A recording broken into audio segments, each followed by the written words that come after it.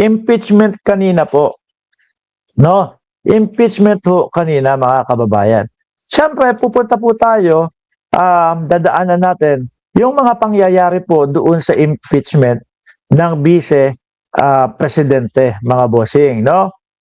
Puntahan muna natin, unahin natin si Robin Padilla po. Napakagaling po ng Senador Robin Padilla, mga kababayan.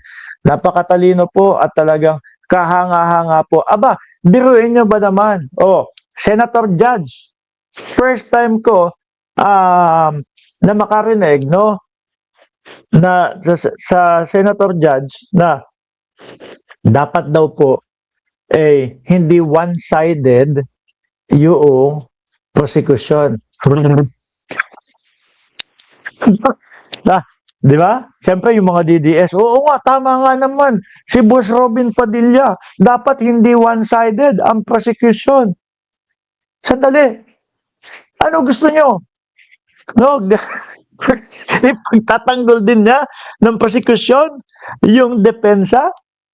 Aray ko po. Aray ko po. Natural po, mga kababayan. Nasa side po yan noong kanilang ipinagtatanggol. Di ba? No? Gusto yata ipagtanggol din yung depensa. Diyos ko po. Anyway, pakinggan po natin, panoorin po natin si Boss Noybi, mga bossing. O, dito tayo. Kay ano to? Kay Beatrix Luistro. Pagka ang isang Ayan, kay Beatrix Luistro po. witness po. Pagka ang isang witness po ay naging halimbawa ng paiba-iba ang sinasabi, ano pong tawag dito? Iba po Ano daw? Pagka ang witness ay paiba-iba ang sinasabi. Ulit niya? Pagka ang isang witness po ay naging halimbawa ng paiba-iba ang sinasabi, ano pong tawag dito? Sandali po. Sandali, uulitin ko lang. Kailangan ko talagang pakinggang maigi. Kapag ka ang witness po, halimbawa ay paiba-iba ang sinasabi, ano pong tawag? Dahan-dahanin natin baka makuha ko ho.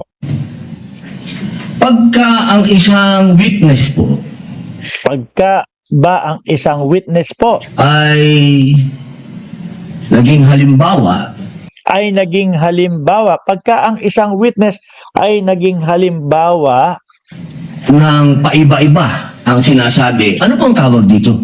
ng paiba-iba ang sinasabi, ano po ang tawag dito? Pakinggan natin si Luistro, baka ako lang yung hindi makaintindi ho. Iba po kasi nuwalingan. This is a hypothetical question, Apo. Your Honor.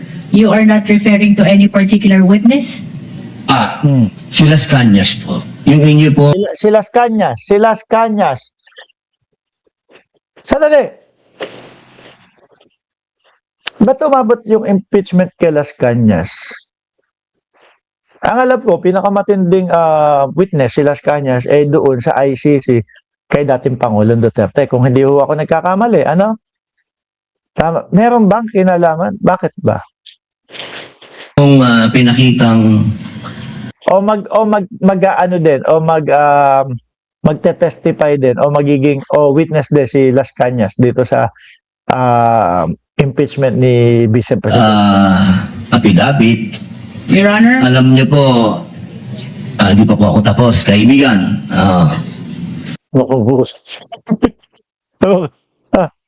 Hindi, syempre, ramdam natin si Robin Padilla. Gigil na din ho kay Luistro to mga bossing. Alam natin yan, na hanggat maaari at kung kaya niya na makapagpasikat, syempre nanonood dyan ang Vice Presidente. Mga bossing, hanggat kaya niyang makapagpasikat, tingnan mo, binastos ko, hindi ko pinagsalita. Di ba? Hindi pa po ako tapos, kaibigan.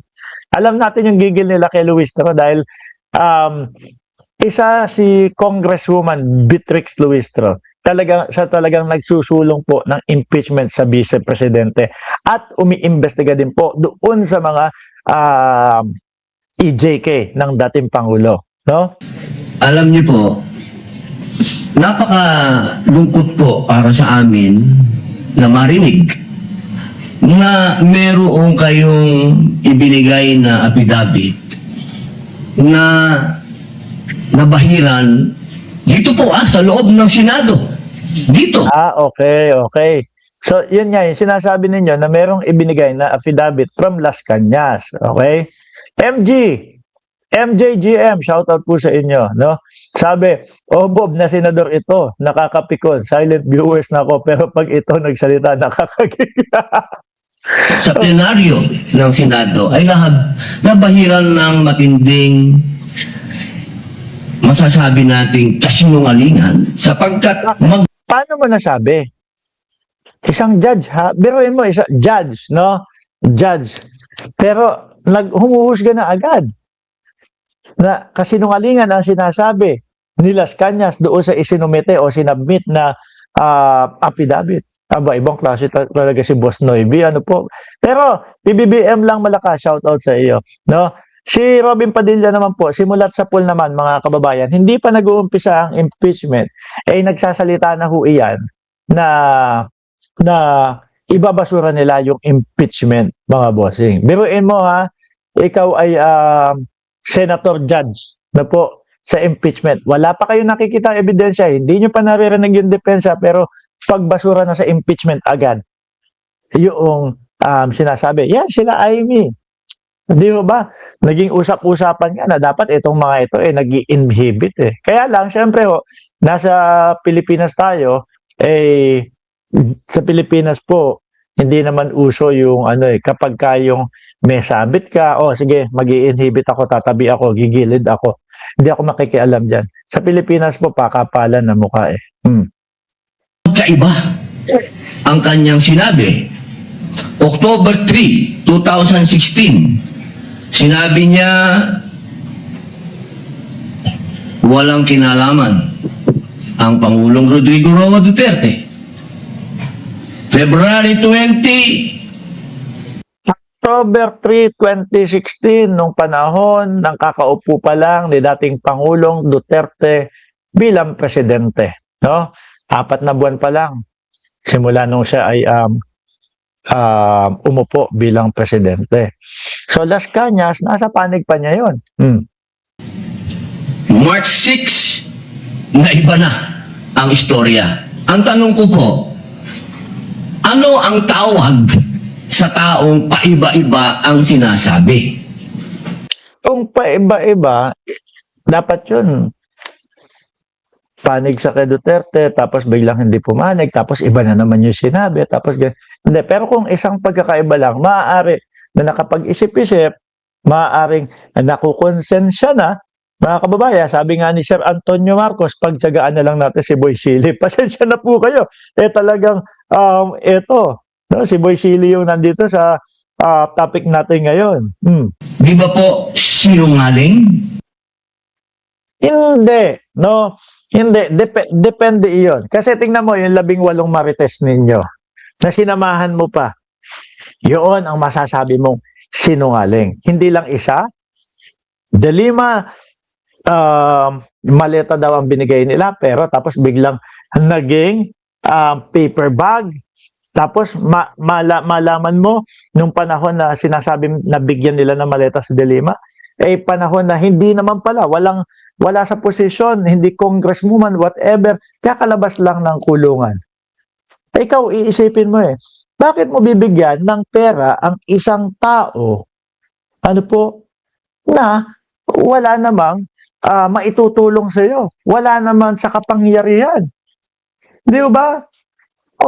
Biglang, na-oversight lang namin si Delima. Pangalawa, Bongbong Marcos. Yung isa, sabi, pinadalan po namin 3 maleta si Bongbong Marcos. Yung pangalawang tao, 5 po ang pinadala namin. 2. Sino pa? Yung si Jose Alvarez. Bigla na lang nasama sa maleta kasi hindi sumang-ayon doon sa sinasabing pagsulong ng impeachment kay Presidente Marcos. Kaya biglang yung pangalan isinama doon sa maleta. No, eto kung yung kay Las Cañas noong 2016 sinasabi niya na hindi kasama ang dating Pangulong Duterte. Yun ay siguro pagtatanggol niya dahil parte siya at nandoon pa siya sa side ni Duterte. Pero kung isang beses lang 2020, eto na po ako. Kailangan ko na baguhin yung statement ko at ito ang katotohanan. Isang beses pa lang na konsensya, maaaring masabi. Hindi yung Duterte ngayon, tapos binitawan si Duterte, tapos iba na naman niya sinabi, tapos iba na naman. Yun ang kasinungalingan.